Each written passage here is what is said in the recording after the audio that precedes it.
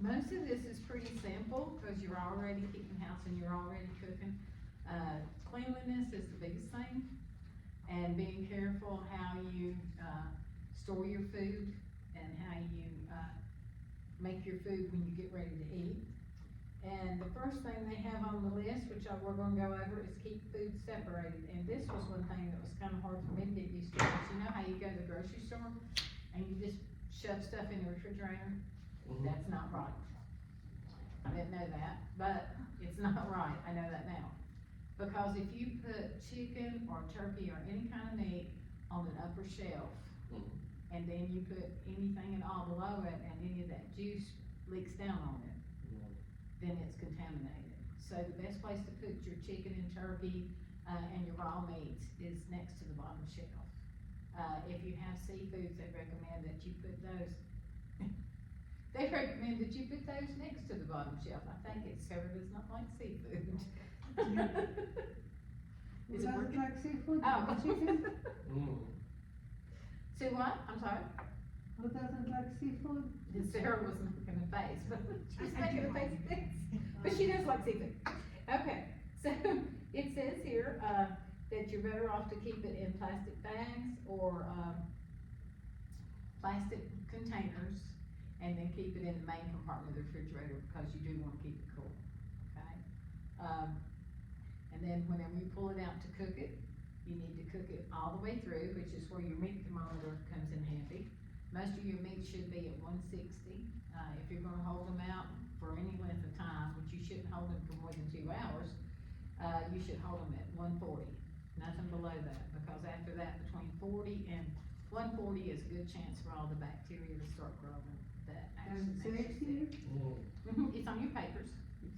Yeah, because like, for example, I cooked chicken in the, crock pot, and it's already cooked, so I just send it down to keep it warm, but I don't know what the temperature is. But you're keeping it on constant heat, so it Yes. should be okay. It doesn't have time to like he said, he was telling me that you got sick from potato salad. Yes. Yeah, cause they were having it outside and it got warm.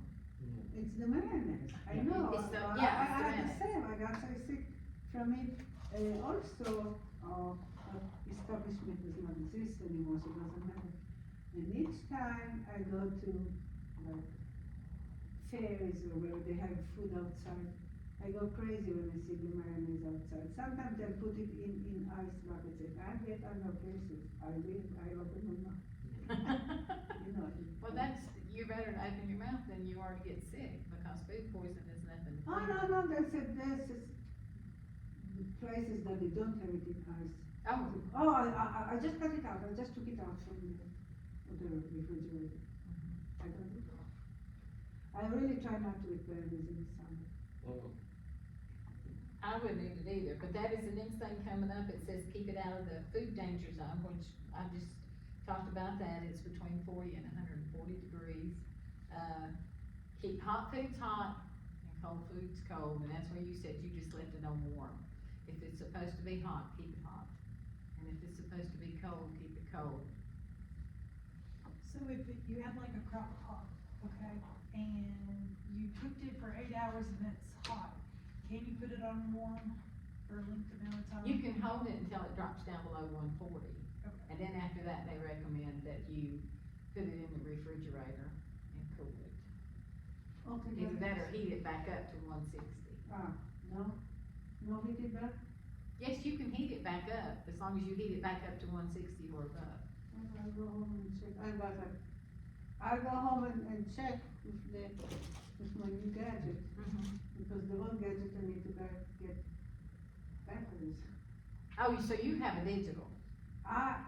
No, I have something from Liz mother, so anyway.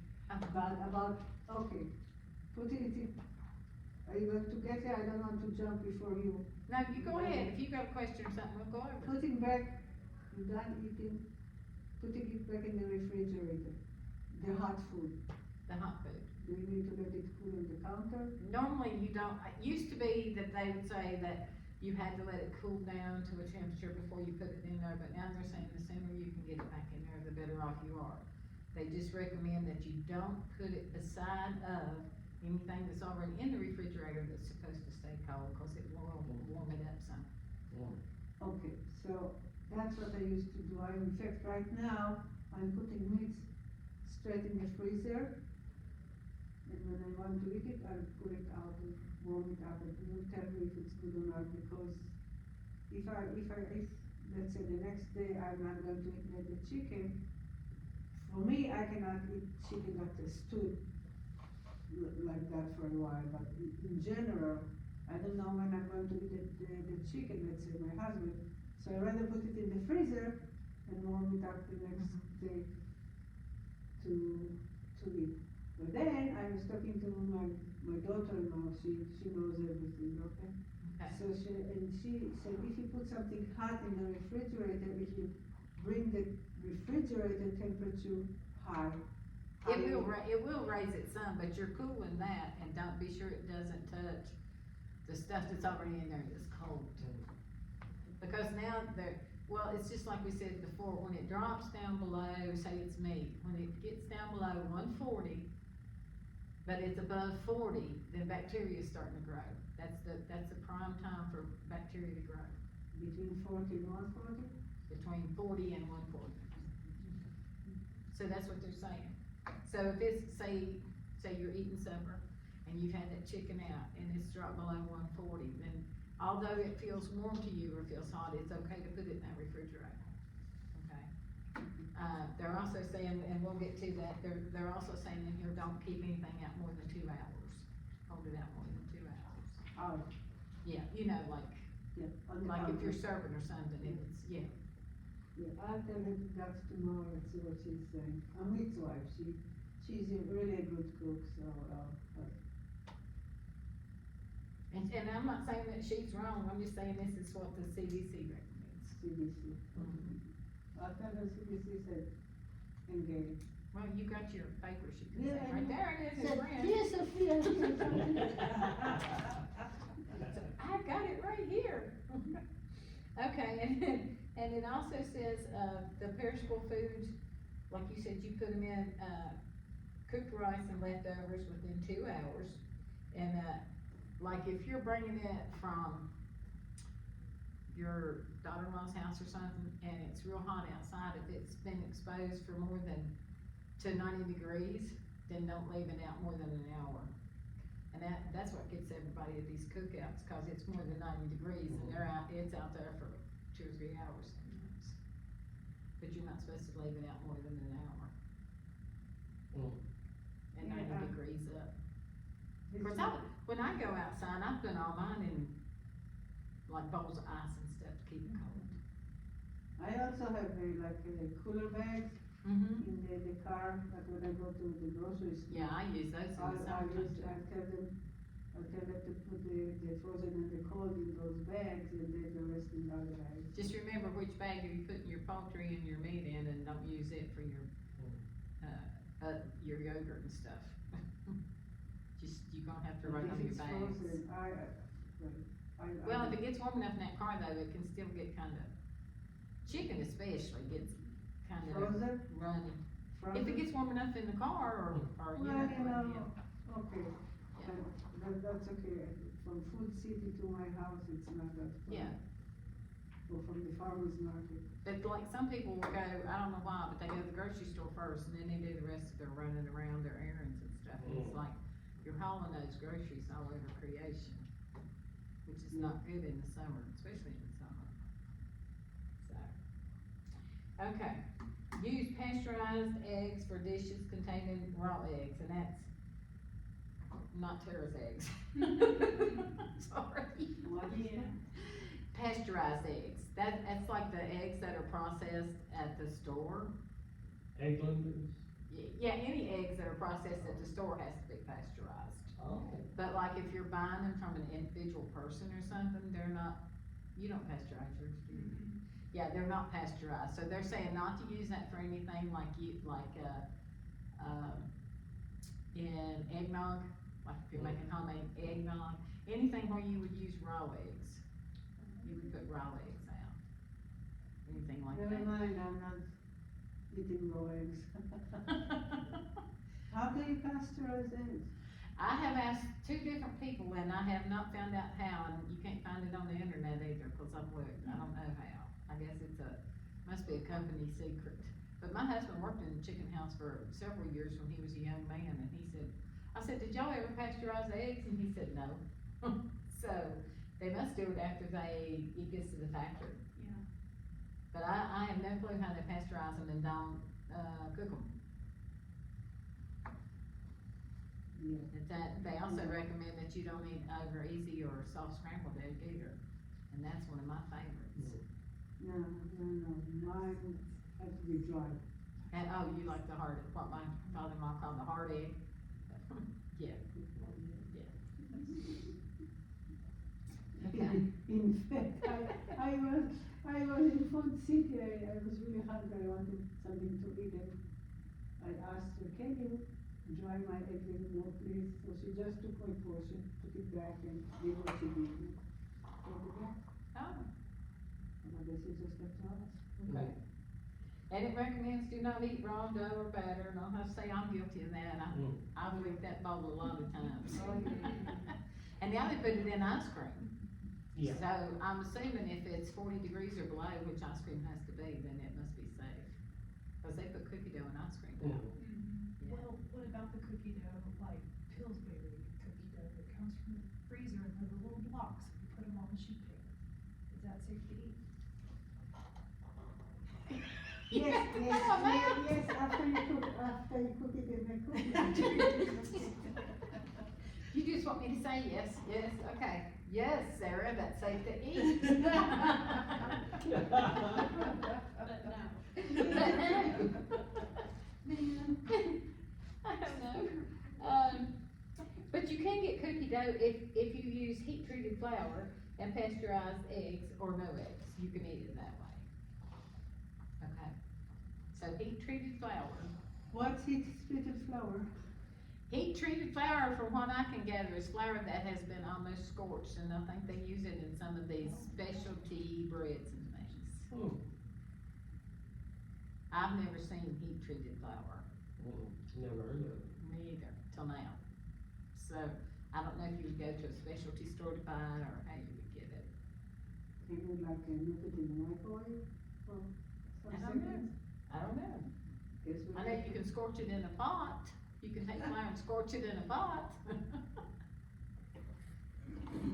Once upon a time, 100 years ago, they used to use that for baby powder when you didn't have any. Oh. What? Flour, they would scorch it in a pot. It works real good for baby powder. You know, like if you had a little baby. She's going baby. Okay, so moving right on. And then thaw your turkey safely. What? Thaw your turkey out safely. Y'all tell me how y'all thaw your turkey out, and I'll tell you how I thaw mine out. And I know mine weighs wrong. I thaw it in the refrigerator. I go right from the freezer to the refrigerator, and I just leave it there for like 3 days. Oh, that's right. That's right. Oh. That's a good way. That's a good way. Yeah. Like I on have Monday, I take it out, and then when it's time to cook it Thursday. You just take it out of the refrigerator. Now see, go ahead. I do have a question. Okay. So, we take it out and let it thaw for 3 days, and then we. Wait a minute, take it out where? Wait a I minute. take it From out the of the freezer and Oh. put it in the fridge. Okay, And it's nice and squishy and thawed, okay? yeah. So we put it in like a Tupperware bowl and we brine the turkey, right? But we don't cover it. That's probably not safe. That doesn't sound right. What was that again? You take it out? Take it out, put it in like a saltwater bath, basically a brine, and you leave it in for Like a a day. day. But do you put it back in the fridge? Yeah. Yeah, you should at least cover it. That's what I thought. Yeah. What? Brine, I don't think she Well, understands what a exactly. brine is. It's uncovered and the food particles, if it's uncooked meat, the food particles can create bacteria and stuff in the fridge. Yeah. Also, you pick up all the smells and stuff of the other food in there, especially if you've got onions or something in there. Yeah. Which might make you think it's bad, and it's not. You're also not supposed to cook your stuffing in the turkey either. We don't do that, A lot of people do. Yeah, that, I heard that not too long ago, but Yeah, you're not not- to stuff the turkey, not to cook it if the stuff it in, cook separate and then stuff it. I just cook it separate. I take when like I'll pull the neck and stuff out. I don't cook, I cook that, but I just use the juice from it and put it in my stuff and mix my stuffing with it. And the dog gets the rest of it. Ah, no, I like all those things. So you like it? Yeah. Oh, yes, Yeah. I like it. What? Okay. I mean, everybody's different, so, yeah. Yeah. The dog needs something to eat also. Everybody's different. But they recommend here that you can put it in the refrigerator, or you can put it in like a bowl or the sink in cold water, but you gotta change that water about every 30 minutes. Ah. Because if you don't, and I've had this happen to me at the church when I was cooking, it heats up, the water gets warm, and then you're not defrosted anything, you're just letting bacteria grow. So you change your water about every 30 minutes and put When you're more trying cold water to in. defrost it in water, Mhm. it doesn't get warm also. That's my own opinion. It gets warm enough that it's not thawing anything, is what they're saying. Okay. I'm just going by what they're saying. So the next thing is wash your hands with soap and water. And I know everybody wants to use these, and this is another thing I learned when I was taking this class that I did not know. All these, sanitizers, you're just sanitizing the dirt, that's all you're doing. If you don't wash your hands, you're just sanitizing dirt unless it's 90% or more alcohol. Yeah, he's making a face. And the Clorox wipes that everybody's so big on is not Clorox. If you look on that, there's no Clorox anywhere on anything. It's just made by Clorox. Yes, and so they call it Clorox. So what is in there that it's supposed to sanitize? Do I? What agent in those wipes is the sanitizing? It's probably one of those big chemicals, cause they don't recommend that you use Clorox wipes for anything in the kitchen. They recommend basic soap and water, and then Clorox. Regular Clorox. And that's another thing, when I was researching last night, I found out that chicken, and I know Sarah's happy to find out about this, I've already told her. You can wash your chicken in a mixture of 50-50 Clorox and water. Just be sure you rinse it good. But if you buy it from the grocery store, it's already been washed in a mixture of 50-50 chlorine and water. Okay. And do not wash it when you get it home. Guilty. My mother-in-law, and I used to do it for a while also, put it in, just for a short while, in salt water, like to take all the blood out, just for, I don't know, 30 minutes.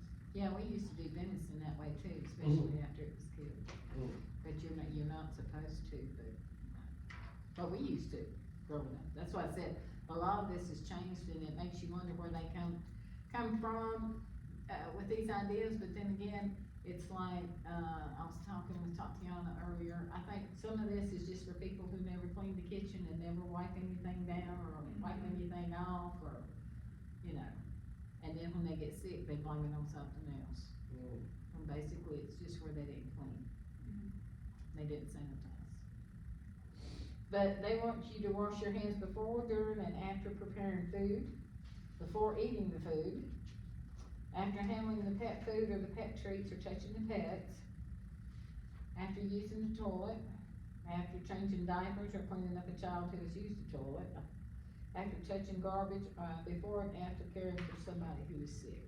I mean, that's just common sense, all that's common sense. That's I right. can't imagine not washing your wash- hands after that. I wash my hands so many times a day. You know, I take let's say, just wipe my nose, just because I'm little stuff, not even blowing my nose, but just, you know, taking, I always wash my hands, all the time, all day long. Yeah, I do too, I do too. And, And of course, before and after treating a wound or blowing your nose, I mean, who would do that after, yeah. I just, that'd be kind of like going, oh, my nose is running. Mine too, if he's outside. I'd like to tell you something funny. We have a 3-year-old grandchild, not biological. And he said, I need to be like, he went over to his dad's pants and rubbed his nose and that gently. Well, he cleaned his nose. Oh, I gosh. said, and Dennis, your son just cleaned his nose and her pants. Okay, the next part on this page is pregnancy and holiday food, which nobody in here is pregnant. But they are, in case you're serving any pregnant people, they are 10 times more likely to get listeria from like cheeses and things like that. What's that?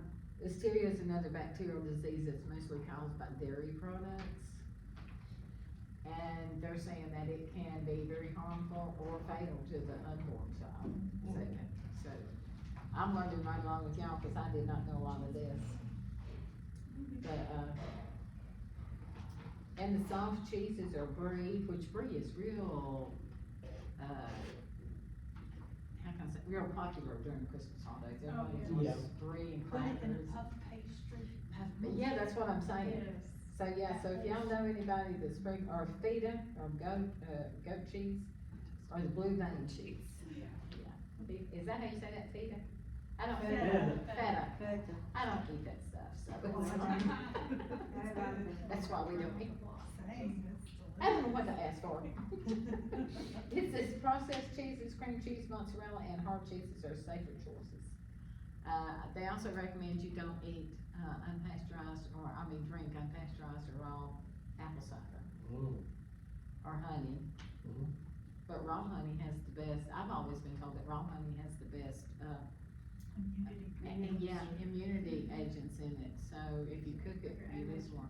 In fact, I was taught by a beekeeper that you don't even, if it starts going to sugar, you know how people will pop stuff in the microwave and stuff? Yeah. You don't do that, you sit it in a bowl of hot water and let it come back. It'll come back that way. I always do that. We don't drink the honey, but sometimes I need something. Honey's good to for your cook. allergies, I know that, by my own use, yeah. If it's within a 40-mile radius of where you live, so. Oh, I see. Yeah. I have a friend that her husband got sick with cancer and she used to buy it from somebody like the pure honey, not like the processed honey. Yeah, raw honey. To help him with immunity. Yeah. Also, they tell you not to give the babies up to 3 years old, not to give them honey. Right. Right, because they don't have any, immunity against the allergies that might be in it where the bees have been. Where the bees might be. That's why I get fascinated with people who says, oh, this is pure clover honey. Do you know that? Do you know where that bee went? No. You do not. So anyway. And then, avoid eggnog if it has been made with Tara's eggs. Yeah. I'm just picking on you, Tara, I'm sorry. I'm sorry, Tara. She's gonna fire me for this. Okay, and the 4 steps to food safety, and this is pretty easy. Clean, separate, cook, and chill. You gotta separate your meats, don't cross-contaminate, and I've seen them do that at Walmart. They'll cut the meat and then turn around and cut the cheese. You What? haven't seen them do that? Yeah. And they said without cleaning. And it I up? will ask them, if I see them do it, because once upon a time, I used to do that at Walmart, and I'm like, no, I don't want this, I want it clean. Because you're supposed to have so many designated for cheeses and so many designated for meats. And so if you ever see that, you have the right to tell them anywhere I that just you don't know want that cross-contaminated meat. when I have some blood in the sink, I forgot to do it today from the chicken or something, I take one of those wipes and clean right away. Yeah. The sink or the. But that's a big thing that people cross-contaminate, especially with seafood and stuff. I had son-in-law that, he did clams for a living. And he would bring them home and just sit and, I don't like clams either, but he would sit and shuck the clams and just eat them raw right out of the shell and just, yeah. Yeah, and so they recommend you not do that, it's not healthy. Oh, and here's your answer to your question. Keep raw or marinated meat, poultry, seafood, and eggs separate from all other foods in the refrigerator.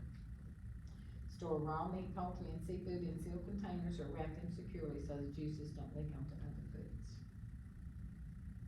And that just stuck with me, when I was taking my certification class, because I was the world's worst. If I was gonna fix that chicken in the next couple of days, I just made sure it was in the refrigerator. I didn't pay attention. I didn't think about it bleeding down, but it bleeds down on the other stuff and contaminates. Even if it gets on top of the lids of stuff like your cottage cheese. and Right stuff, now, it's when I'm contaminated. frosting, I'm putting it in a dish. It's in plastic, supposed to be sealed plastic, But that plastic But leaks. it's not. I took it home so and it was, I put in it the bag. I put it in a dish. okay. Okay, and the next thing they're gonna cover is the cutting boards, and you're supposed to have, and nobody probably does, but you're supposed to have separate cutting boards for your meats, one for your cheeses, and then definitely one for your seafoods. And when you use them, it's, if you got a dishwasher, you're better off to use the dishwasher, but if not, you can use Clorox to clean them. But just make sure that you don't use, if you're not gonna run through the dishwasher, because most cutting boards are porous, do not use the same one for the meat that you use for the other items that you're gonna fix, especially the seafood. If you're doing any kind of seafood, just have it for that particular thing, just for seafood. What kind of cutting board we're talking about? The porous cutting boards, like you've seen the white ones, I guess It's they're plastic. they're polymer. Some kind. Yeah, there's some kind of polymer. They're porous. Anything you get on those, it will soak up so far in there. That's like you've seen some you've had for a long time and they'll be yellow in places and stuff. Yeah. That's old food that's soaked up in there. Like you've used it forever and a day.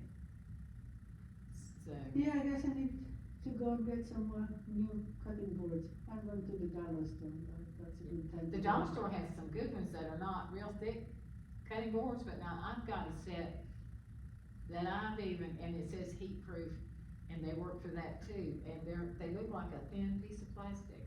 And you can actually roll them up in your cabinet so that they don't take much Yeah, room. that's one of the things. And, they are good for cutting, and they're also good for setting hot things down. I didn't think it'd work, and then I tried it just to see if it would melt, and it didn't.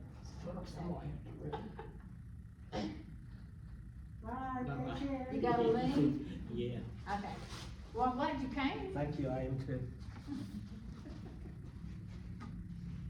Okay, and then cook to the right temperature, and we've talked about that before. You gotta get it high enough to kill the germs in it, which your vegetables are around 140, 145. Your meat's always 160, 165. And then you can let it cool back down, like I said before, to 140. Your cold food has to be under 40. Especially if you're storing it. What's the best cleaner for like your countertops, like if you prep chicken? Well, you can use Clorox, which you like to use. I like to use Clorox wipes.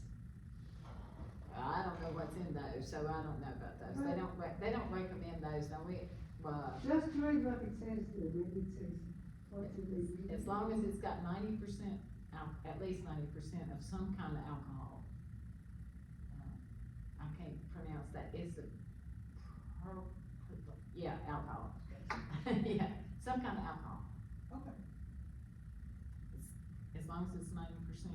And they also recommend if you don't have any of that, you use really, really hot water with lots of soap. And wipe them off, and then dry them with a clean cloth. Same way with your dishes, they don't want you drying your dishes at all, forever. So, leftovers, I'm gonna run through these real quick, I know everybody's about ready to give it up here. Fish with fins, 145 degrees, or cook until the flesh is opaque and separates easily with pork till they're done. I don't know if y'all cook fish or not, I do not. Ground meat such as beef and pork, 160. Poultry, including ground chicken and turkey, 165. And leftovers and casserole has to still be, they use that about leftovers, still has to be brought back up to 165, but then you could keep it out till it's 140. They don't recommend that you hold it for more than 2 hours out though. And then they. So, what we need to do is keep the meeting monitor on the table so everybody can test it. Getting them to use it's probably gonna be the thing. And chill, refrigerate properly, and there again, it tells you about the bacteria, how it can multiply between 40 and 140. So, like if you bring a sandwich, say you bring a turkey sandwich to work and it's supposed to be cold, it has mayonnaise on it. Once you pull it out of the refrigerator, if it's been out an hour, you'd be better off to trash it. Cause then it would be starting to get too hot, bacteria would be growing on the meat. Yeah, that. Okay, now the refrigerator, you keep it at 40 degrees or below, and your freezer at 0 degrees.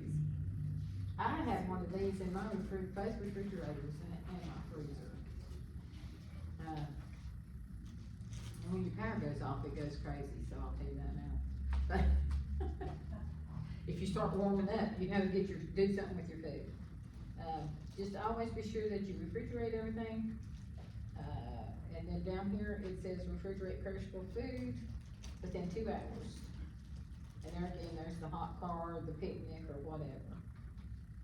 Thaw frozen food in the refrigerator in cold water or in the microwave. That's where your microwave comes in handy, is you can thaw it quicker in the microwave. It thaws it slow without cooking it, but it doesn't, let the bacteria grow. And that's about it for that one, I think. Go on this last page. That's it. For that. Oh, and now we get to Sarah's part. Cause you was asking about restaurants. I did my research last night. What was that? Virginia does not have to display their sanitation grade, but if you ask You them, can request. they have to give you a full report. Somewhere on that property, there's supposed to be a full report. You can ask them for it. If they refuse, then you go to the BDH website, and every restaurant that's got any kind of license has their sanitation grade report on there, and you can read it for yourself. Okay? That's good to know. Yeah. They also recommend that if you go into a restaurant and the tables are sticky and stuff, they're probably not doing what they're supposed to be doing, so you might not wanna eat there. Yeah.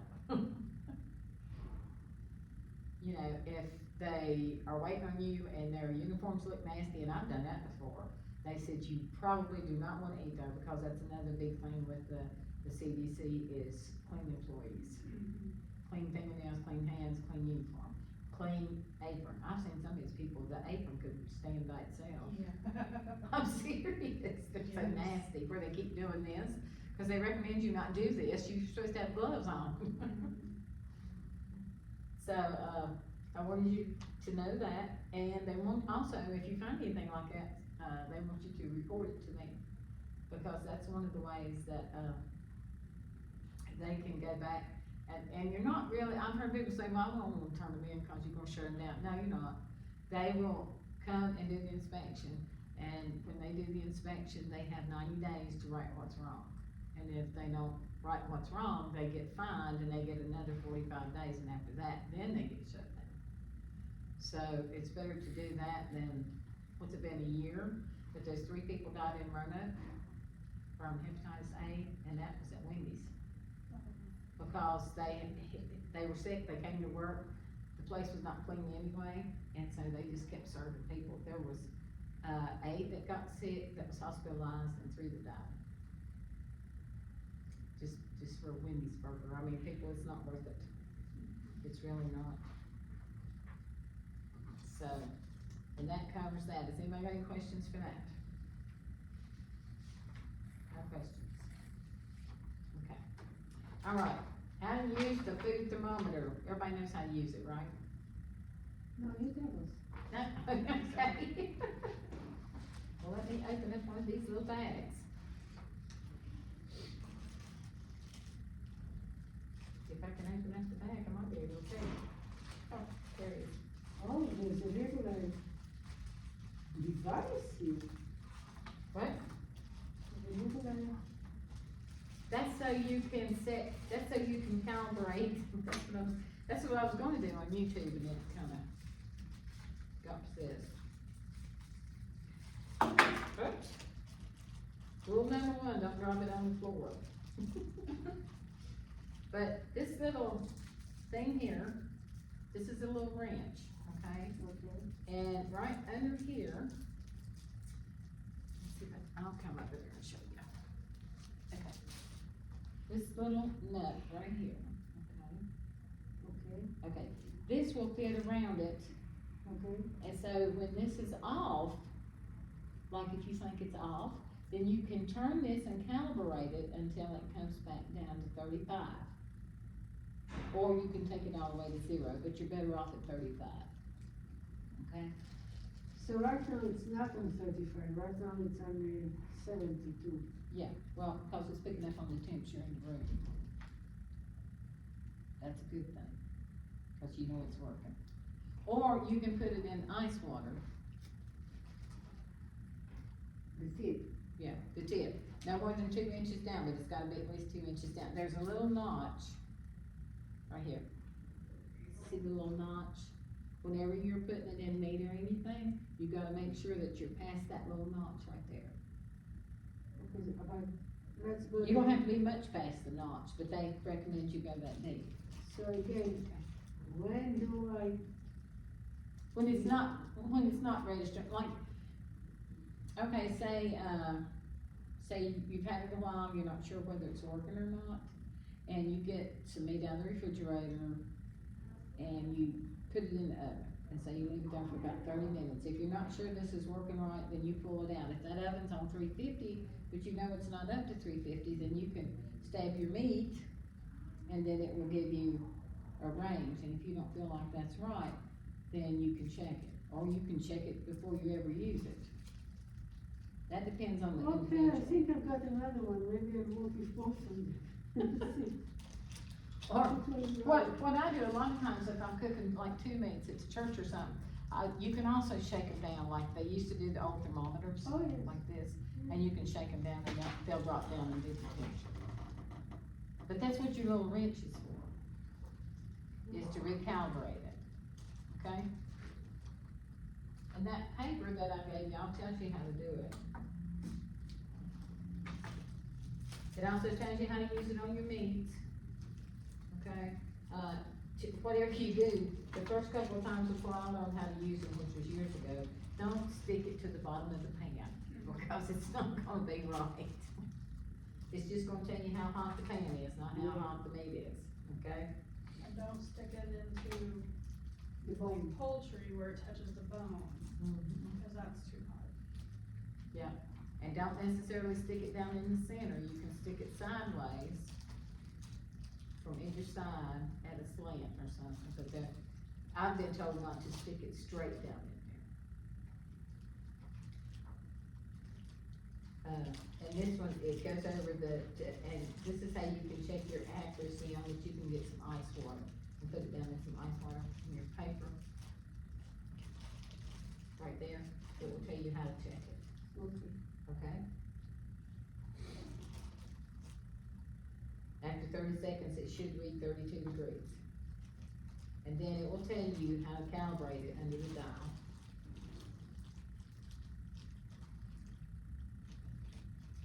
And the refrigerator thermometer, I love these things, because they tell you when your refrigerator's going out. So you just keep it in the You refrigerator? keep it in your refrigerator, keep it up next to the door, and it should register between, about 35 and 40 degrees. Next is, well, Kind of up towards I have- the door. oh, shit. Top shelf, middle shelf, bottom shelf, on what shelf? I have mine on like the second shelf down, because the top shelf, you're gonna be getting all the cold air that blows out, so of course it's gonna stay cold. So you leave it lying down or No, you hang it, that's what this is for, you hang it. hang it where? On the wall? Oh, you don't have they used to, Little wire yeah, trays. yeah, you can put it on the wire. Oh, boy. If you have those wire trays in your refrigerator. Ah, I don't know if they make those very much anymore. okay, no, I don't know. Mine are all glass, but in the freezer, you have the wire. And you can put it in your Tray, freezer if but- you don't wanna put it in your fridge. No, I guess you could my just- freezer is in the bottom, it's one big freezer. Oh, okay. And it doesn't say, and I've looked at 3 different places, it doesn't say anything about laying it down, so I don't know how that would work. Because if the glass got cold, it wouldn't be accurate about laying it down. I guess you could hang it, it says near the door, you could maybe hang it on the door, on one of those little, Like the trays. yeah, one of the little trays on the door. Because when the refrigerator closes, they go inside, so that would be accurate. Just hang it on the outside of the door. I don't think I have a place to put it, to hang it there. Okay. You don't have any, what am I looking for, trays? Is that what you call them, trays in the refrigerator door? I have, the doors opens like that. Mhm. On each side there's like 3 little trays, but they're full plastic. I don't have, I'll find somewhere to hang it. Or you can put it in your freezer. In the freezer, it's going to be with the food, it's going to touch the food, so it won't really fry. I don't know, you just have to find you a good safe place to hang it. Trial and error. Yeah, that's it. And that's all I have.